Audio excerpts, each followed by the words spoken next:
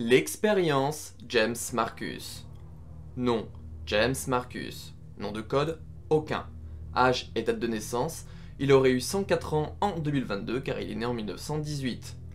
Taille 1m80, couleur des yeux bleu, couleur des cheveux blanc, groupe sanguin A. Affiliation cofondateur et scientifique d'Umbrella Corporation de mars 1968 à 1988.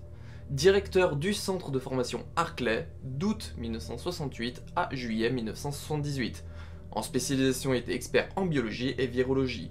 Son statut est mort en 1988 à l'âge de 70 ans. Info complémentaire. Il rencontra Oswald E. Spencer et Edward Ashford à l'université. Il obtint son diplôme en 1939, puis le titre de professeur. Il eut un apprenti, Brandon Bailey. Avec ses deux camarades et d'autres personnes comme la famille Beardsley et la famille Henry, ils étaient des partisans d'une idée de créer une race humaine supérieure.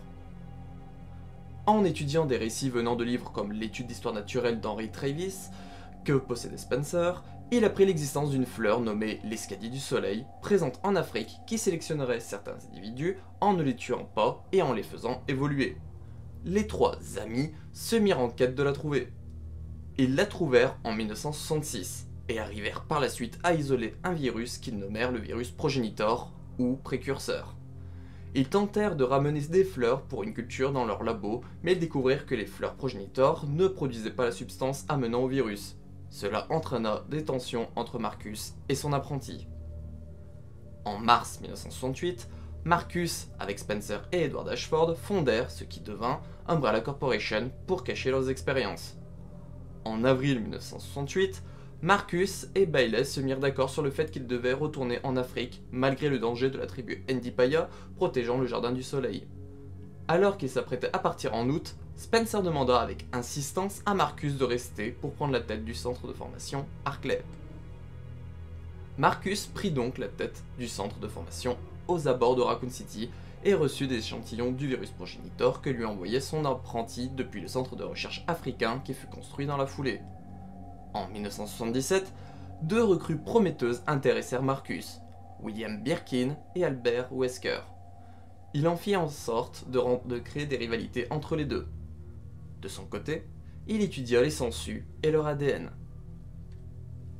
Il réussit à créer une souche intéressante dérivée du progenitor en le combinant avec l'ADN de sangsues fin 1977. Il l'expérimenta sur des rongeurs et des sangsues, mais regrettait de ne pas pouvoir sur des humains par exemple. Janvier 1978, Marcus déclara avoir mis au point le virus T, en stabilisant ce qui sera surnommé la souche T. Marcus.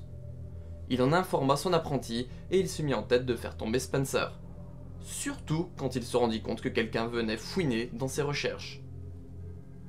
Il créa un lien de confiance avec ses sangsues qu'il avait infectés avec le virus T, au point de se nommer comme leur père. Il commença l'étude du virus T sur des humains avec diverses expériences, notamment de la torture, de la noyade, suffocation, en prenant comme cobaye les stagiaires du centre de formation Arclay. En juillet 1978, Spencer ordonna la fermeture du centre de formation Arclay.